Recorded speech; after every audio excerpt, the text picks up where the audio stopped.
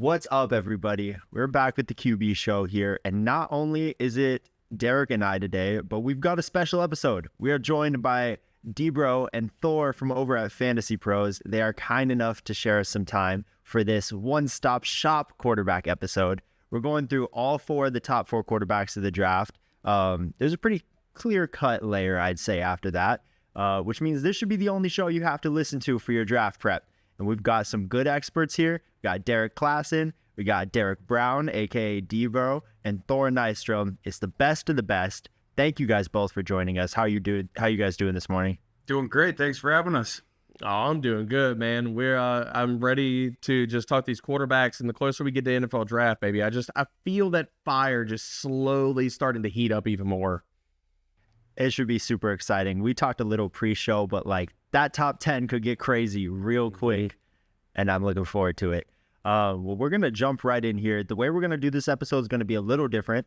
The way it ended up is we each uniquely kind of have a quarterback that we are a little bit more in love with than the others of this draft. So we're going to take that quarterback.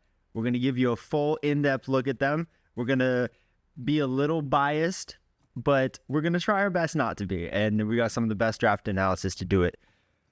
We're going to give these guys a score because people love numbers. We know how much you guys love these numbers. So we're going to kind of give them a 1 through 10 on a couple different categories. But more importantly, we're just going to talk to you about what makes these guys unique and what makes us love them pre-draft here. So let's get this show on the road. I am lucky enough to be starting out here, so I'm looking forward to that. And I got the quarterback that I wanted in the first place. I was going to be nice and hand it off and let you guys take each who you wanted on here. And it worked out to where I got the guy I love, which is the consensus #1 overall quarterback, Caleb Williams. Very much looking forward to talk about him. So I'm going to try and keep it short here. Caleb Williams, I don't think, is a perfect prospect. I've talked with Derrik a little bit about this on the show.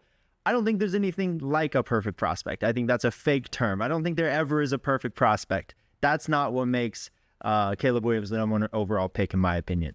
What makes him the #1 overall pick, in my opinion, is his trump card. I think a modern day NFL, what you're looking for is you're looking for a guy that compete with the big franchise guys. You're looking for someone that can compete with Mahomes, someone that can compete with Josh Allen, in division even, where he's most likely to go, the Bears. I think that's pretty set in stone at this point. But you need to be able to compete with the young guys in there. You've got Jared Goff, you've got Jordan Love, you've got whoever the Vikings want to take this year. We'll see how that pans out. But you're looking for someone that compete with those guys. And I think that's a little different from what you've seen of years past, where they've kind of seen a switch of modern quarterbacks. Caleb Williams, to me, is the modern quarterback. Is he the most accurate passer in this draft? No, not in my opinion. Is he the most athletic quarterback in this draft? Also, no. But does he have a little bit of every trait? I think yes. His trump card is his pocket awareness. Well, pocket awareness with escapability. His ability to extend these plays has gotten compared to Aaron Rodgers, which I think is a decent comparison.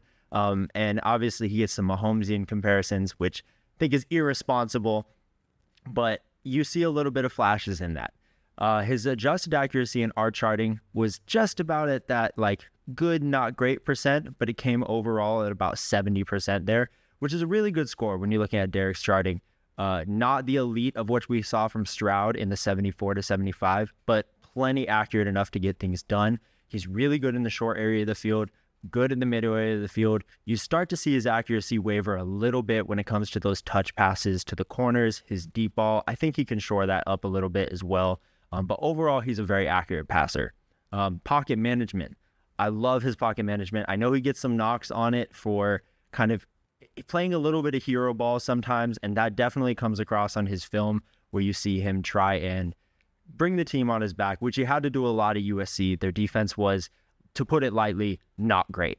So he tended to have to get himself back into these games throughout the game. And then secondly, his wide receivers on USC, not my favorite either. So he didn't get a lot of separation from them. So he really did kind of have to play hero ball a lot. I'm hoping to see that that doesn't necessarily translate to the NFL for him being hero ball every play. Love to see him shore that up. But to a T, my favorite trait about Caleb Williams is his escapability and his red zone management.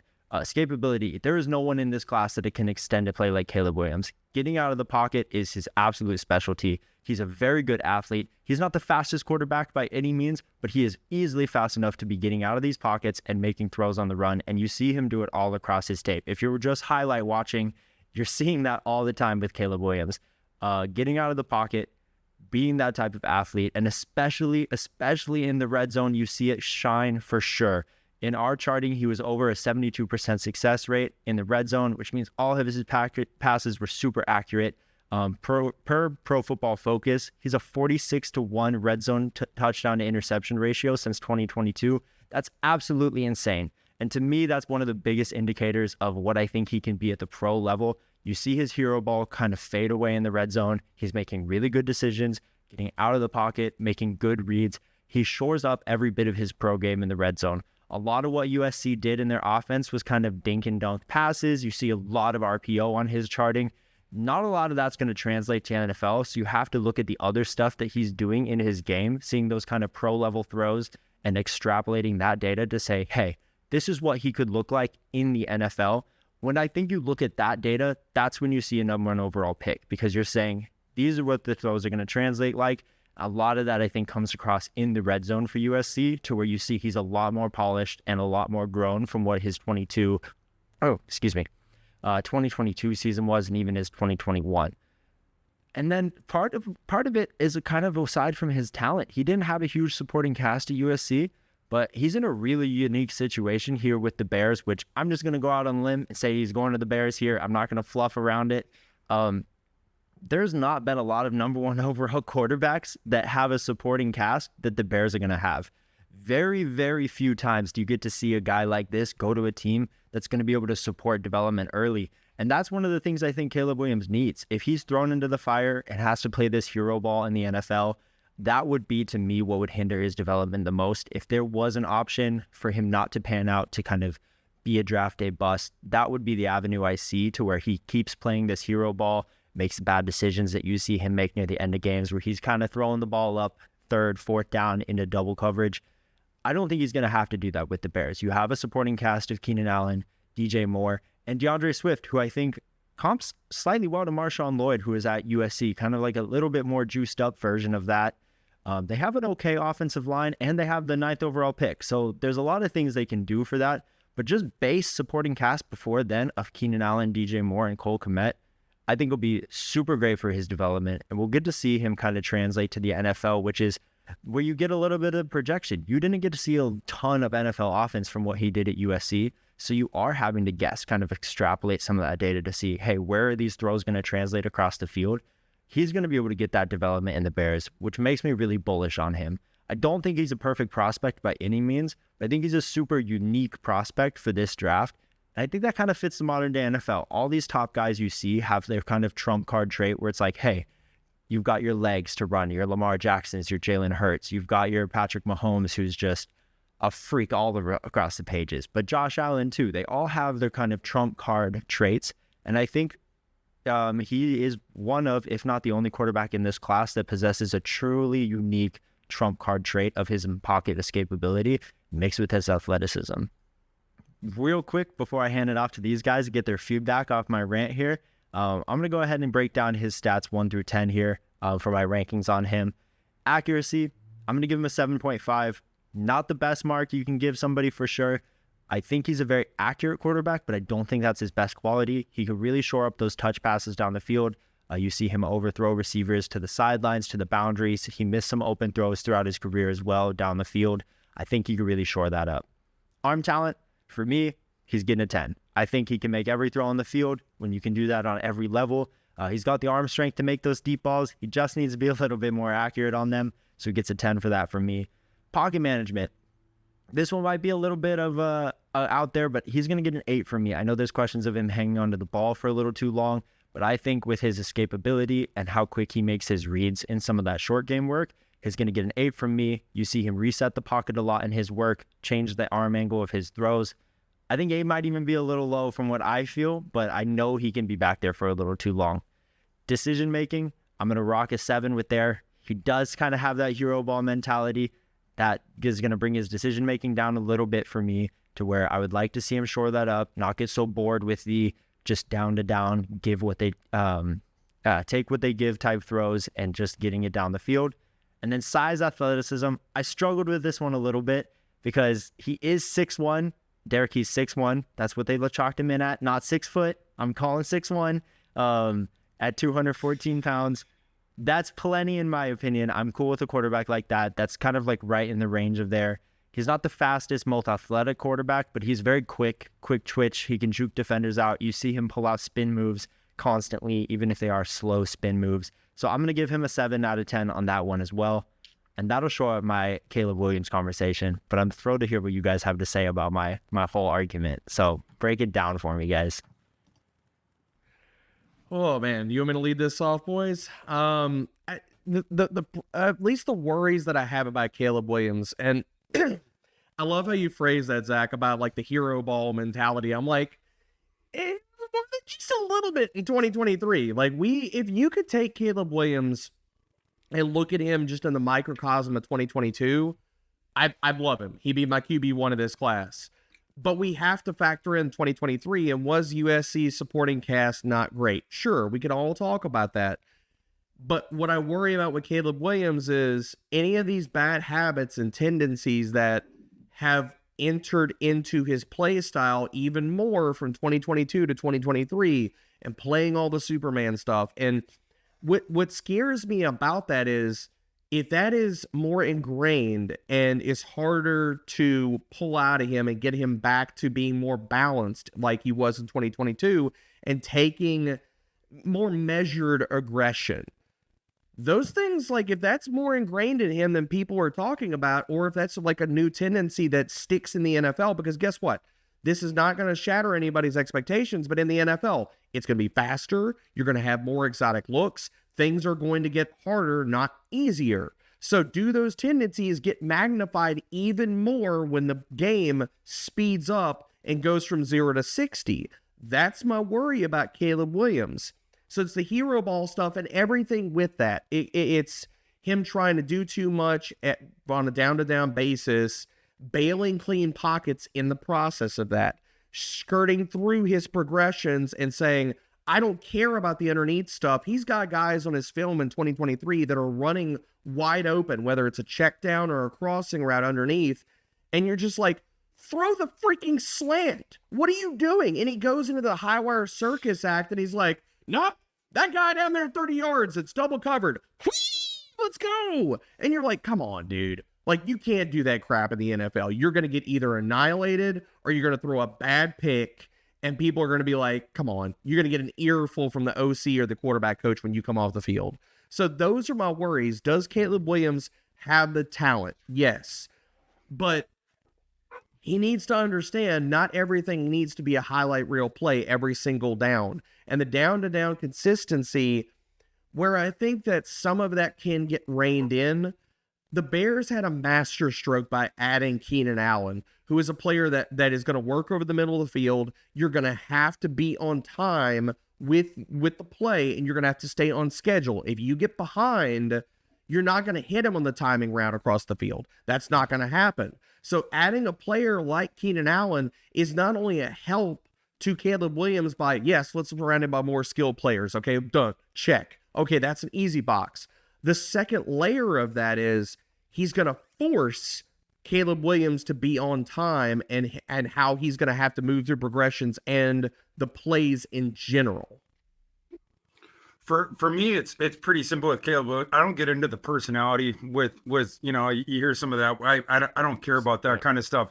For me, the on-field thing, the rubber meets the road with one specific thing. You didn't see him in college whatsoever do the timing routes or the anticipatory throws. It just wasn't an aspect of the offense that Lincoln ran there with him. It was either the quick screen pass or it was that playground high wire stuff that DBro was talking about and you were talking about, Zach. One or the other. In the NFL, you can't go that far out to one side of the polarity. There has to be some element of the timing routes and the anticipatory throws to be defenses. So you can do some of the playground stuff, but it has to be situation specific. And so was the reason they weren't doing it in college because he can't, or was it just because he has the trump cards of the arm and the athleticism? I guess we're going to find out. If it's the former, that's where he plays way down the NFL, and Chicago is disappointed by their selection of him, because he'll be way easier to defend if he's just running out on the perimeter every single time. But if he can be taught that stuff easy enough, then it will play up the rest of his game, and that's where you're going to get the stud. Yeah, for me, so I think if he fails, it will be because he can't get the playground stuff out of his game. I think almost anybody, even his biggest fans, would probably agree that would be what's going to get him. I'm not all that worried about it though, for a few reasons. One, you guys are right. They didn't do a lot of like actual drop back, like have to anticipate, play with good timing, all that stuff. I thought when they did though, he actually acquitted himself quite well for the most part, especially back in 2022 when the offense was a little bit more put together. This year, I think Caleb definitely probably leaned into the playground stuff a little bit too much, but I'm kind of empathetic to uber talented quarterback on a bad team trying to go out and win the game. Like that's what it's going to have to be in the NFL, especially early on for a lot of these guys. So to me, I would much rather have a guy who tries to play that way, and then you have to tone him down a little bit, than have a Mac Jones who you're just never going to get up to that level. Obviously, Mac was never close to as good as Caleb, but just in terms of like the play style and stuff. And then the other thing that actually gives me a lot of hope with Caleb is kind of to Zach's point. I think his pocket management is phenomenal. Obviously, like we all gravitate to the plays where he does leave the pocket, and there's 1 or 2 times a game where he does leave the pocket when he probably shouldn't. But I think there are 5 or 6 other times in the game where he hangs in the pocket, really clean base, efficient movement, eyes down the field, and it's like, okay, when we get him into a real offense where players are actually on the right landmarks and stuff, this might look pretty good. And to that point about like, landmarks and then just how bad the offensive line was and stuff, I think this was pretty handily the worst year for Lincoln Riley in his entire career. Like, I think he did not have the offensive line that he had at Oklahoma, and I think it completely like rattled his understanding of how his own offense is supposed to run and be called. It's why they ran that BS like slide RPO 30 times a game, because he just didn't have another answer to fall back on. And I think he didn't piece together the offense as well as he's used to. So, and the other thing the last point I want to make about Caleb too is when I watched Caleb, there are obviously some concerns with some of the, playground. He does whatever he wants type stuff, but I didn't come away thinking, oh, he's not going to be able to figure it out. I came away thinking, oh, when he actually gets NFL structure, he's going to take to this really well, and it's going to be a huge benefit to him, because I just think he's way too talented, way too sure of himself in the pocket and the way he handles that sort of stuff. So there's definitely stuff he's going to have to iron out, but I have a lot of faith that he's going to get there. He's just way too talented. Yeah, I don't think any of us were sold on the he's a super polished prospect, which is nice, because I don't think that's true with him. So he does have things to clean up, and I think the traits are there for it, but no part of me is like he is the perfect quarterback prospect throughout this. But we're going to sign off on Caleb there and move on to the next one. Derrik, there's too many Derriks now. Yeah, there's 2 of us. Both, but I need less Derriks in my life at this point. DBro, I'm going to let you take the floor here. I'm really excited for this one because, admittedly, we didn't have a great evaluation on this guy. So I'm super excited to hear your argument on Jayden Daniels. So please take the floor. This man said he needs less Derriks in his life, then he hops in my DMs about doing this show. It's a very interesting, very, very interesting point there, Zach. But, dude, I got to talk about Jayden Daniels, man. He's my QB1 of this class, and I'm going to cape up for him. Just rolling this down the ticker tape here, but the accuracy, I'm going to start this off. It's 9 out of 10 for me.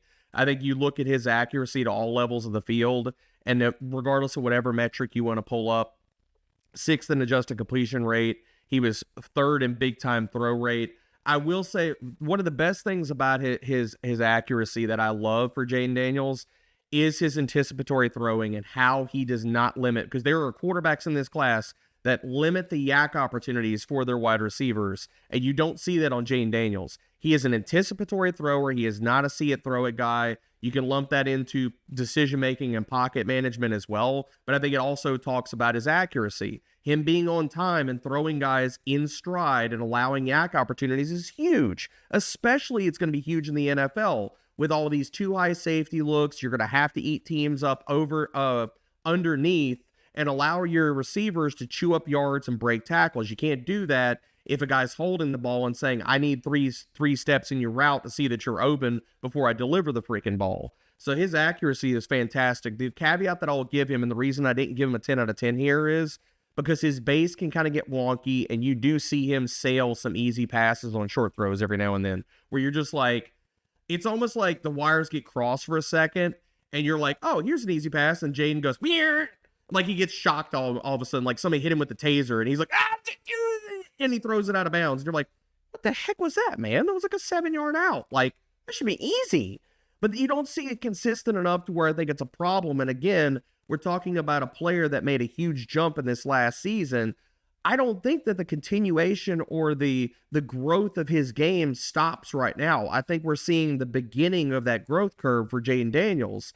But moving over to arm talent, I'm going to give him an 8 here. I think he has a very good arm, but I don't think that it's special in the sense, like, he has good velocity. He can make every single throw that you want. He's one of the best, if not the best, deep ball thrower of this entire class. Like, regardless of whatever metric you want to pull up, he basically led the class in everything deep passing-wise. A lot of that was LSU system and how they set things up. But again, you got to have some freaking arm talent. If a team is saying, hey, we're going to run a lot of deep routes, we're going to run a lot of go balls, a lot of boundary shots and stuff like that, you can't make those bucket throws. Jayden Daniels would have sucked last year if he was bad at that. So again, we have to talk about arm talent with that. Throwing on the move, I'm going to give him a 7. I think there's parts where you could pick apart his game with this aspect of it, where he was 86th in adjusted completion rate on the move. Out of all FBS quarterbacks, at least 100 or 50 dropbacks on the move. But you do see, and maybe this is a better point to his pocket management, his decision-making, in that phylum, or at least in that category, second in passer rating on throws on the move, 9th in big-time throw rate. So the ability is there, but again, we're talking about when the mechanics get off, when he's asked to move off of his spot, I think that there is improvement that he does need there, and a lot of that does come to footwork, aligning your body, keeping everything in your upper half and lower half married together, so that he does need to continue to improve that. Pocket management, I'm going to give him an 8. I know everybody loves, and the first thing that they talk about Jayden Daniels with is his pressure to sack rate, blah, blah, blah. And they want to shade this as a way to bump him down because they talk about the career numbers. And it's like, you're going to talk about the career numbers of a guy. Yes, we know he wasn't great at Arizona State. He made a massive leap in his final year at LSU.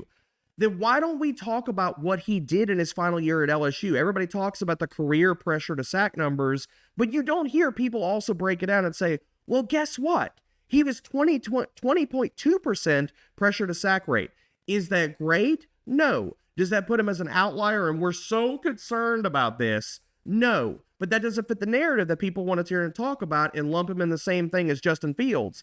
If Justin Fields becomes Jayden Daniels, the NFL should be happy and cutting backflips, I'll say that, from his ability from the pocket. So they are not in the same conversation. I am going to debunk that right now. And people, if you're using the wide brushstroke to talk about that in terms of career, please give some context and talk about his final season at LSU and the growth that the man made in that aspect.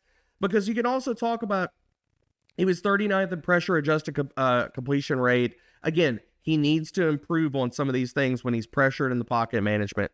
Am I worried about it? No. Is there growth that he can actualize there? Yes. But his decision-making, I'm going to give the guy a 9.5. I almost went to 10 here. We're talking about a player that knows how to take care of the ball as well as move through progressions. And people want to talk about, okay, well, he didn't also access the middle of the field. If you look at his film, the more he went through last season, you see throws over the middle of the field towards the end of the season where that wasn't really in there at the beginning of the season. So again, a player that I do not think that we are done seeing the growth curve for Jayden Daniels. But in terms of his decision-making, 4th lowest turnover-worthy play rate, 81st percentile at avoiding negative plays. And if we want to talk about and put numbers to this about a guy going through progressions, he led all quarterbacks, talking about these top 4 guys, in the ability to the percentage of his throws that where he got to his next read, he led all 4 quarterbacks at 12.1%. Caleb was at 11, Drake Maye 10.5, JJ at 9. So I have no worries about his decision-making and the ability to grasp an NFL offense and move through progressions and get to his second and third reads. Finally, size and athleticism. I will say this, is the size a concern? Sure, we can all talk about that. Is it a concern if we talk about, because everybody loves to throw out all the highlights about him getting smashed and just crushed in the middle of the field. If you don't think that that's not a thing that coaching can change or decision-making can change and saying, hey, slide or run out of bounds, then what are we doing here? Like, a guy can learn how to slide. He could run out of bounds. You could tell him, don't take the ball up the freaking middle. If you're going to scramble, be smart about it. Don't get annihilated by a 265-pound linebacker that runs a freaking 4.3, crushing you in the open field, which I think he can adamantly do, man. To me, what that goes back to is his ability and want to make a play. So a lot of those are broken plays where he's trying to make something out of nothing and he's taken off with the ball and maybe not making the smartest choice for him on that decision. But is he trying to make a play for his team? Absolutely. He can do that better, though.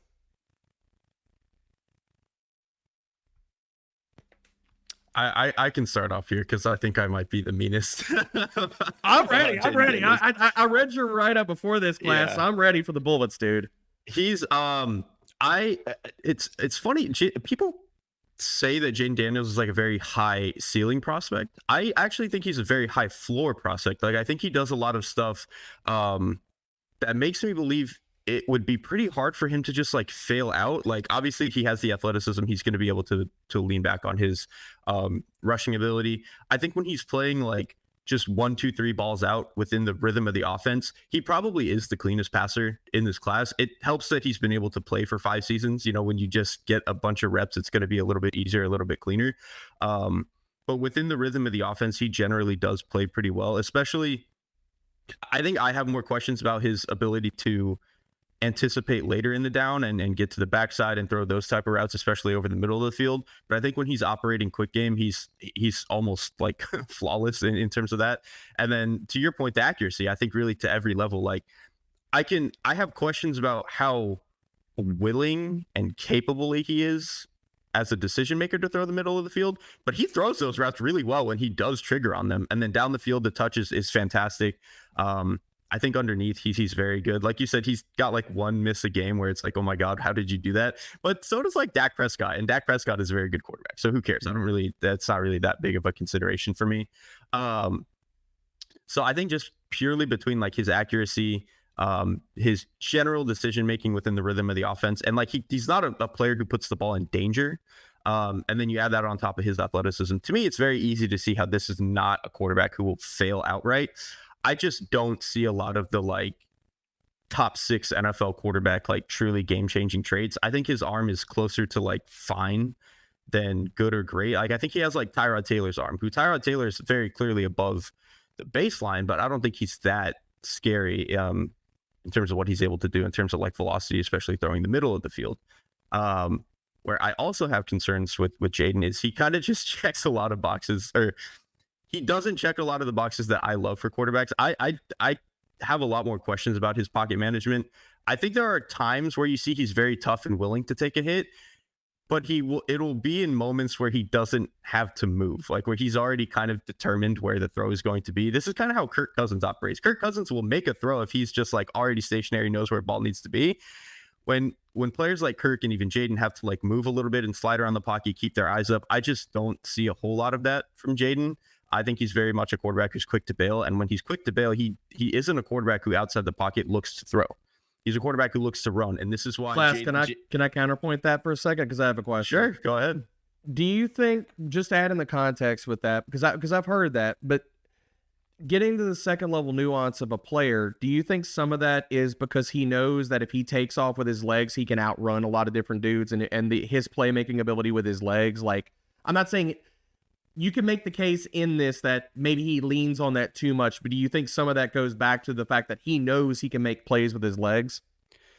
Yes, but my counterpoint to the counterpoint is like the very, very best, the very, very best NFL quarterbacks still look to throw, even if they are guys who are very good at running. I mean, Josh Allen is like this. Even people think Lamar is this like get outside the pocket and run quarterback. Dude, I don't think any quarterback that's a scrambler guy keeps their eyes up the way Lamar does. Like he is very much like, I'm ready to throw outside the pocket. It's just that when he does run, it's insane.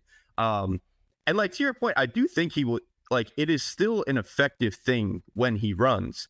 It's just that it reminds me more of players like Jalen Hurts, who I'm not even as high on Jalen Hurts as an NFL quarterback as a lot of other people. So maybe that's why it's maybe like tinted how I view Jayden Daniels. But so those are kind of some of my concerns. I think, like I said, I think he's a high floor prospect. I would be shocked if he's just like god awful. I think he can be an effective player. When I'm talking about drafting a quarterback in the top 5, I need to see like top 8. This could maybe be an all pro. I really struggle to get there. I don't have a lot to add on here. I think you guys have nailed the conversation.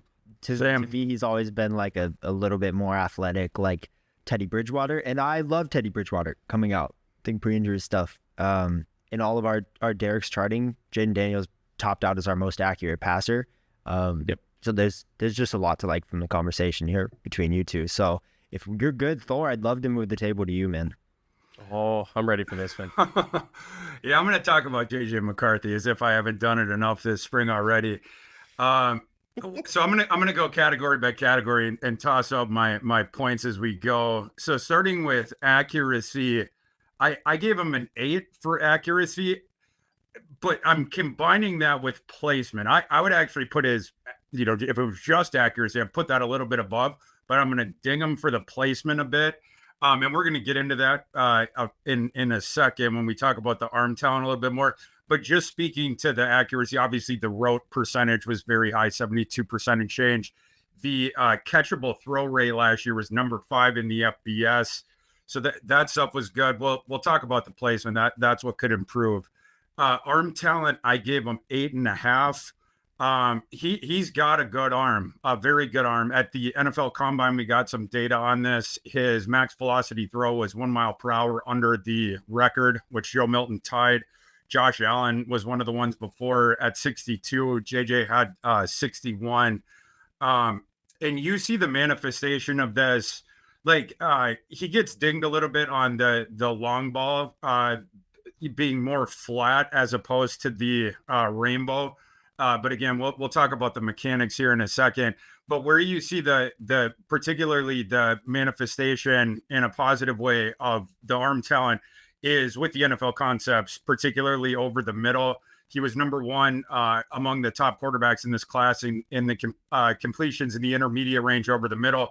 He had an 85.6 adjusted completion percentage and 91.2 passing grade PFF on 97 such attempts last season. That was number 17 in the FBS.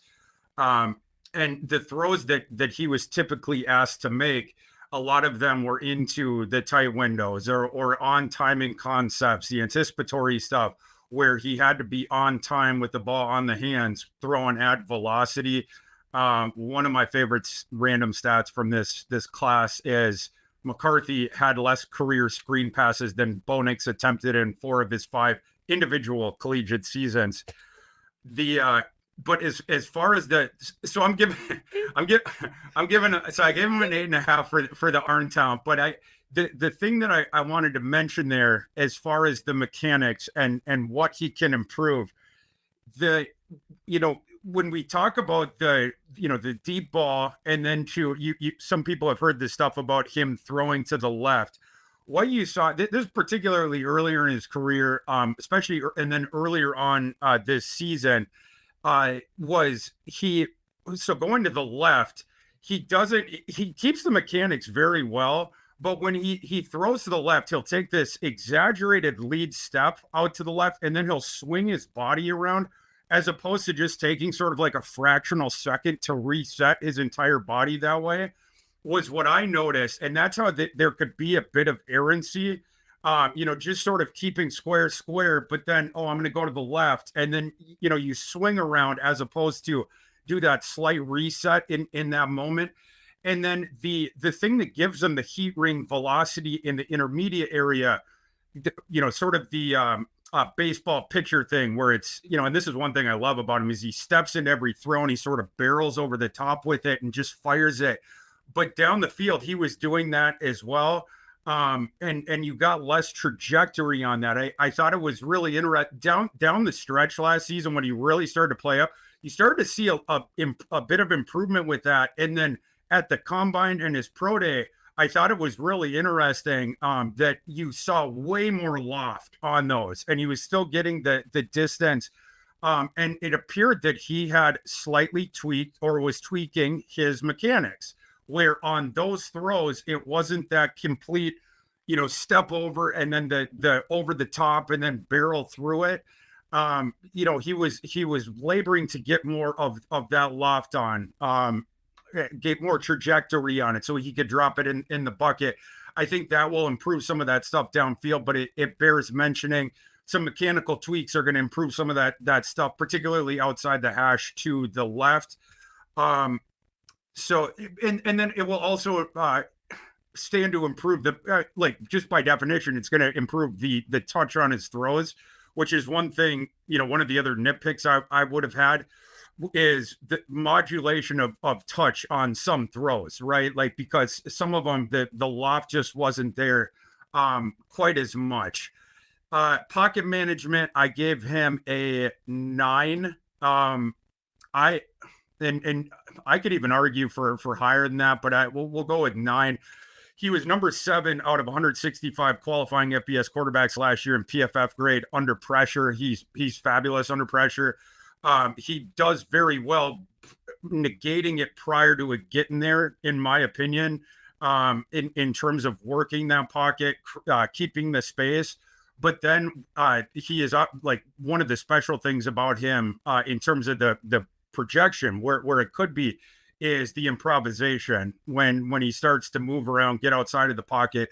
He doesn't lose any accuracy on the move. He was 71% and change last year while scrambling accuracy, which was just 1 percentage point beneath his accuracy without, right?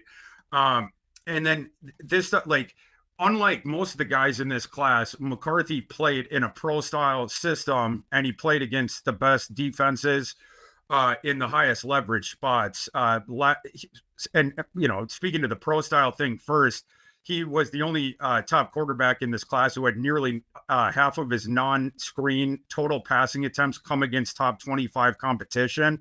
Some of the guys, it was like 15%. JJ was 49.7.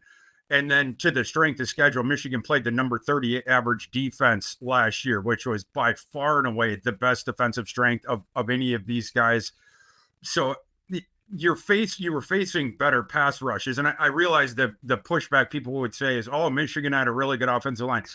They did. It was a way better run blocking offensive line, though. I think in the PFF grading for passing blocking, it was like around 20th. Not bad, but they were going up against these nasty defensive fronts: Ohio State, Penn State, Iowa, Alabama, et cetera, et cetera. Decision making, I gave JJ an 8. And you could even say 7.5. I took him up because it improved, and particularly down the stretch last year, which is when his game really started to take off. But earlier, especially 2022, that would have been a bugaboo where you occasionally or more often saw a wonky decision, staying on first read, different stuff like that. 2023, you saw less and less of that stuff, but it's still not he still needs work on that. And keep in mind, this kid won the national championship as a 20-year-old true junior. He's early on the development curve, so obviously we're still working on this. But you will still see wonky decisions. The Alabama game, Michigan would not have won that game without JJ McCarthy. He brought them back in the second half. However, his very first pass of that game, McCarthy got bailed out. It was the thing where it was a very simple concept going out to the right, and he had a wide open guy. He held it, and then he for some reason didn't throw to the wide open guy on the sideline. Then was going to throw. I don't know if he's trying to throw it away or he's trying to go to the guy that was beyond him. Threw a bad pass, and it would have been intercepted, but the defender's foot was on the line. But after that, so it was like, what are you doing? And again, they get bailed out. They call that interception back. So Michigan gets to keep the ball. After that, Jayden McCarthy was tremendous in that game. It's a play like that needs to be yanked out like a weed from his game. So the decision-making thing, like I said, still needs work. It is getting better. But I think one thing that speaks to this stuff, Jayden McCarthy was the only quarterback in this class who finished PFF 72nd percentile or higher in all 7 of these categories last year. Standard drop back percentile, at or be on the sticks percentile, avoids negative plays percentile, under pressure percentile, outside the pocket percentile, 3rd and 4th down percentile, and positively graded throw percentile. No other quarterback was above the 54th percentile in all 7 of those. The size and athleticism, I give him an 8. You could even argue you could go a little bit above that. I think 6'2 and a half, 219 pounds, and he ran the 6th fastest 3-cone at the NFL Combine at that size, which was 17 pounds heavier than his Michigan listing. The reports that we have about his speed, I think if he had run at the pro day, and I don't blame him for not, but I think we were either going to see high 4.4s or at worst in the low 4.5s. But you saw the athleticism with the 3-cone, and you see it on the field. And the important thing with McCarthy, again, is the arm strength and talent. It works in conjunction with the athleticism when he is, when he's moving around. He keeps the mechanics with him on the move is the reason for this.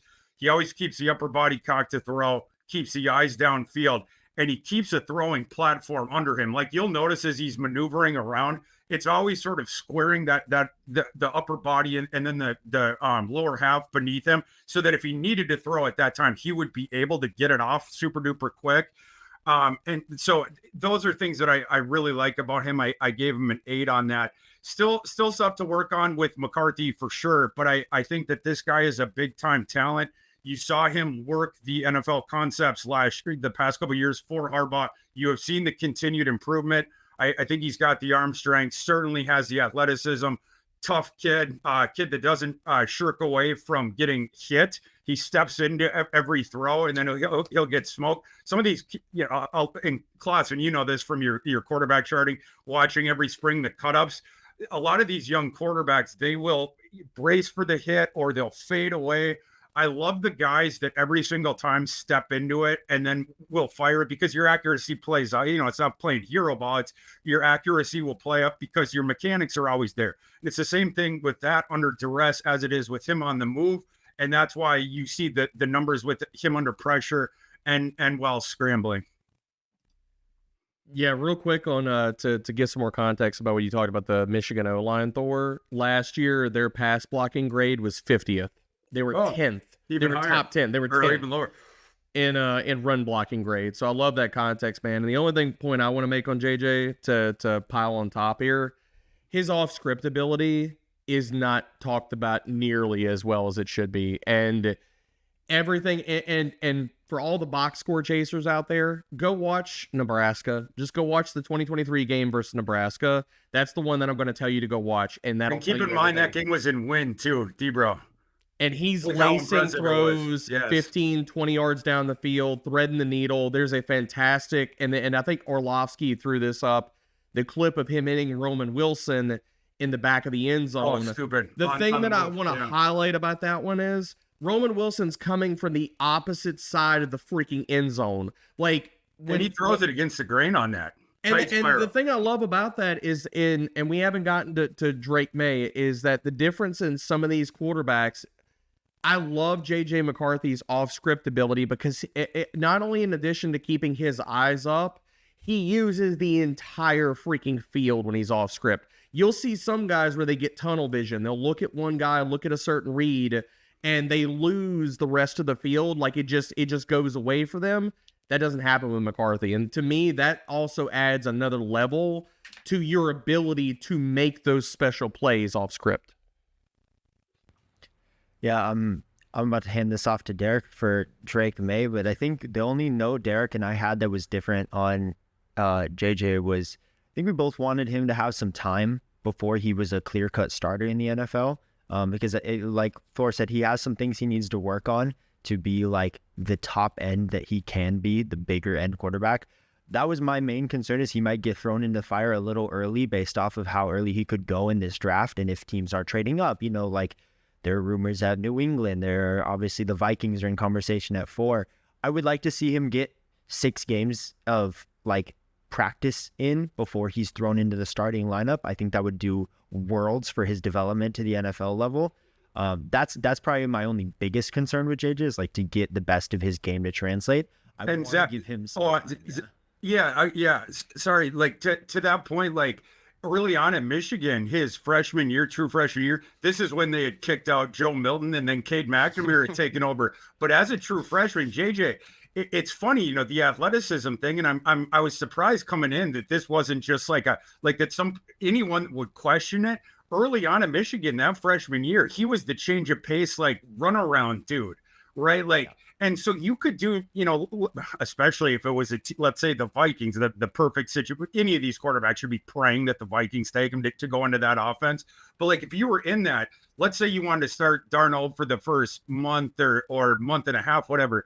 To your point, you could have McCarthy doing something similar, evoke back to his true freshman year of Michigan, use him situationally and in packages where you're really leveraging that mobility, and then you're sort of spoon feeding him and then starting his development out that way, as opposed to your guys' point, not just tossing him out to the wolves immediately, while we're still working on the decision-making thing, playing and play out. But Thor, I've heard he's not athletic. I've heard he's more like Kirk Cousins. He's not athletic at all. He can't do any of that stuff. There's no way. He's a hockey star too. Was back in the day.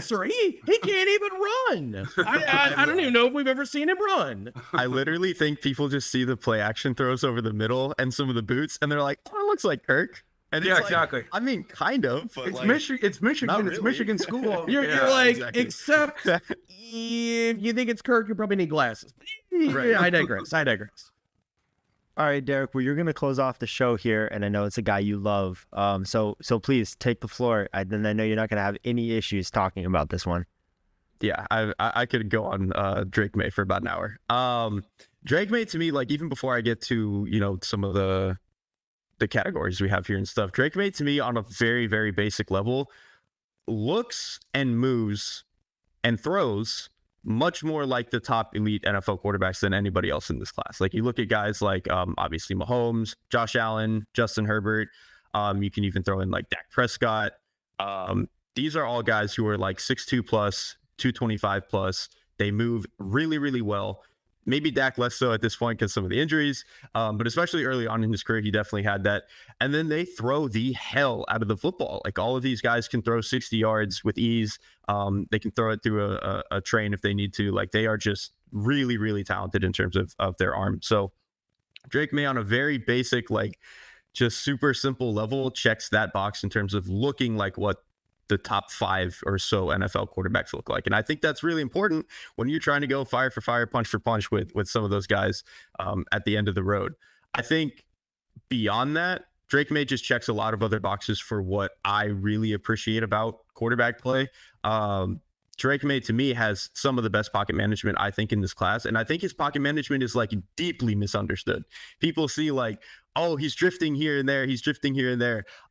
They're like, let's say 10 times a game he does this, where he drifts around the pocket or whatever. There will be one time in a game where he's wrong and just walks himself directly into pressure, and it looks terrible. And it looks like he just has no idea what's going on, with terrible spatial awareness. I think more often than not, he is perfectly sliding away from where he understands pressure, where pressure is going to be. Anytime he understands where, like, okay, he sees a twist, okay, he knows where he needs to drift to keep himself clean. Sometimes you'll see him drift if he knows for a fact he is throwing to one side of the field, just based on some of the pre-snap indicators. He'll drift a little bit there to make the throw a little bit easier on him. Like, I think more often than not, when and why he is moving is very, very good, and frees him up to do to make easier throws. Like he'll even get himself better angles on throws. Like I remember there's one against Notre Dame in 2022 where he's just like the way that he slides and drifts to set himself up for an easier angle to throw a shallow crosser. I mean, that's stuff you see from the best NFL quarterbacks. Like Phillip Rivers I remember like specifically Phillip Rivers and Andrew Luck would do this type of thing all the time. And so for Drake to kind of have that just little thing in his bag, I think is super important. Even more to the pocket presence. This dude is extremely willing, kind of Thor, to your point about JJ McCarthy, which I do love this about JJ, extremely willing to take a hit and step up into it, make the throw, do whatever he needs to do. And I think when you get into the NFL, that's just like the reality of it. Like the guys who, again, Thor, to your point, these guys who like fade away a little bit, or they just get uncomfortable and they lose themselves when they get pressured a little bit. I think you're going to have issues. Drake Maye, to me, I that's not a concern at all. I think he's very willing to, he'll even jump up there and do a jump pass if that's what he thinks that he needs to buy himself time and a little bit of creation. And I think that ability to have that like creativity within the pocket, that sort of toughness, it's what I think makes most of the best quarterbacks in the league. And so that's a really important trait to me. The other thing is I think pre-snap, he does a phenomenal job. I think post-snap, he can get into a little bit of like blindness at times. I also think that offense was completely BS and not at all like an NFL offense, so I don't really care all that much. But pre-snap, I think anytime they like would send like blitzes at him, this kind of goes back to the pocket drifting, but like he was very, very good at understanding when he was hot, where he's hot from, what are my answers, how do I make this play not terrible? And I think he was really, really good at that. I think especially actually in 2023, like I think in 2022, he had a little bit more like willy-nilly, just kind of guessing a little bit. But I think in 2023, he actually cleaned that up a lot, even if the general function of the offense was not that much better. The other point I want to make about Drake Maye is that I think people think he's a significantly worse decision maker than he is, because you see there's like one time a game where he does the Josh Allen golden retriever brain where he just makes the weirdest play that you've ever seen. But I forget the number, but his turnover worthy play rate is actually like one of the lowest in the class. Like he doesn't really put the ball in harm's way. He does a really good job when he's running around. He doesn't really make like aggressively bad throws into tight coverage. He doesn't really misread and like misunderstand where a zone defender was and throw right at them. He doesn't do that very often. It's just that the instances where he does are very, very easy to remember, and they're painfully bad. And I think that's like warping people's perception of what he actually is in that sense. Like Josh Allen now is the same way. Josh Allen doesn't make that many bad decisions. It's just that when he does, they're like catastrophically stupid. And I think Maye kind of has some of that to him. So, that's mostly and then the other thing, just athletically, I think he's one of the best in the class because, Jayden is obviously faster. He's probably a little bit quicker. I think in and around the pocket, Caleb is probably a little bit more slippery, but at Drake's size where he's 6'4", 226, he just strides so crazy for that size. Like it is phenomenal. I think he's like pretty close to Justin Herbert athletically. And again, Justin Herbert doesn't like actually use his athleticism that much, but when he does, it's phenomenal. I think Drake Maye is very, very similar to that. So that's pretty much my elevator pitch for Drake Maye. I think he just checks just about every box. And then just for my personal, like, what do I love in a quarterback? I love a dude with S-tier arm talent, a guy who's aggressive, a guy who's willing to stand in the pocket and take hits. He checks all those boxes. So I'm just big fan of Drake Maye. I love the point that you made about his pocket management, Klassen. I don't think maybe that gets talked about enough. He has like he'll do like the back pedal like a bicycle when he gets the ball, which sometimes you don't see. The guys will be square, but then in that spread offense, he could see everyone. And then I like in the beats after that, it's, you guys know that meme where it's like the little cartoon guy, he's walking around and it's a bunch of people, and then wherever he goes, they move away from him. Yeah. That's sort of what he's like, managing the pocket, where it's like his movements are to always keep that halo around him, so he will have that runway to step up into to throw. So I like how he manipulates that as he's going. He does move around a bit, but it's sort of in deference to that. The question I had for you, Klass, and it's my sort of one concern about him, all that stuff up to that point, I really like. But what I noticed with him is when he starts to denote the enemy is at the gate, and I'm not even talking about the wonky decisions. It's like when the pressure thing, when he starts to denote the enemy is at the gate, what I noticed is that sometimes he would hit fast forward on the mechanics and the decision making when maybe he had extra beats to whether it was reset, step into the throw. Sometimes I would just see a hurriedness with that to get the ball out. And sometimes I'd see some errancy with that. Sometimes you'd see the wonky decisions with that as well. Was that something that you saw, and is that a concern of yours at all? I think it's definitely there a little bit. I think it's like specifically when he has pressure like directly in front of wherever it is that he wants to throw, he can get a little bit like he tenses up and things happen really, really fast. I'm still not all that worried about that though, because I think a big portion of that is like he's just consistently playing behind an offensive line that was disgustingly terrible. And at a certain point, True. once you've played behind an offensive line like that, you kind of almost ingrain it in yourself that like, I'm going to get hit. I need to play faster. It's like the complete opposite of when you watch guys like Michael Penix or Jayden Daniels or I mean, I guess it's mostly those two in this class. I mean, Bo Nix actually to the same degree, like because they're not constantly taking bullets in the same way. I think you don't find that they have as many plays where they just like completely lose their mind. But I think when you watch some of the guys like Drake, I mean, Caleb even has some of this to him where he'll just like kind of lose his mind sometimes when he gets pressured because you just know it's happening so often. And you're like, I don't want to get hit again. Spencer Rattler has this to him where it's like Rattler will make awesome plays from the pocket, but he will also have 2 plays a game where he just like freaks the hell out and like things just happen too fast and he just like loses it. But again, I think it's a lot of that like when you're just constantly under bullet hell for like, 30 plays a game, I think at some point you kind of just lose that. I think you especially kind of saw that late in some games. Like early on, I don't think it was that big of an issue, but sometimes late in some of these games, especially when they were like mega outgunned, he would have some of those moments where it's like, all right, you had a little bit more time here. You should probably use it, but I don't know. I think if you get into a more functional NFL spot, I really don't think it's going to be that big of an issue. I love that you brought up the golden retriever moments and stuff, and we are evoking Spencer Rattler's name in this. And we're not talking about him on this show, but that's exactly the first person I thought about whenever it was like those moments where you're like, what Yeah. are you doing? No, just don't. That's the first quarterback that I thought of. You're not going to get a lot of complaints on the Drake Maye stuff from me. I think the only other thing that I would note that you didn't mention that I would nitpick on him is sometimes on the throws across the field, especially RPOs, if he's a little on the move, with his throwing motion, sometimes he'll put it a little too close to the ground. You see a lot of times where he's not necessarily putting it like on the chest or in front of a receiver as much as they have to kind of either dip or stop in their route.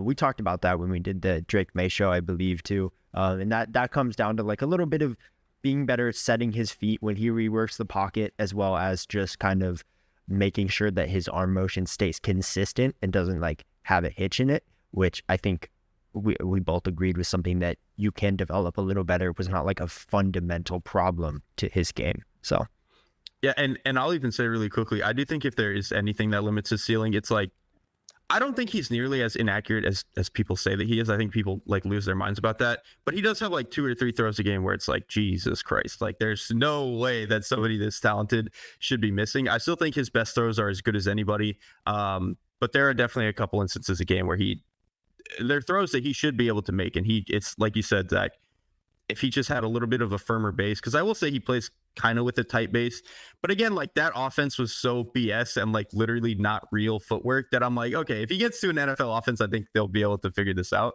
But he does need to clean that up a little bit. I think if there's anything that, in my eyes holds him from being like the difference from quarterback 14 or quarterback 6 in the NFL, it'll be just because the inconsistent accuracy is just like can't get it all the way there. Damn, that's going to close us out today, man. That was great, guys. Thanks for joining us, Derrik, Thor. You guys are awesome. If you're listening to this and you're not following these two and checking out their work, you're making a mistake. They cover every bit of the draft. Their draft work this season has been absolutely insane. Their show is great. They're both hilarious, fun to listen to. Please go check them out. If you're on this show and you're not listening to them, you're truly making a mistake. So thanks for being here, guys. Thanks for having us, boys. Appreciate it. Thanks for having us, man. Yeah, this is a blast.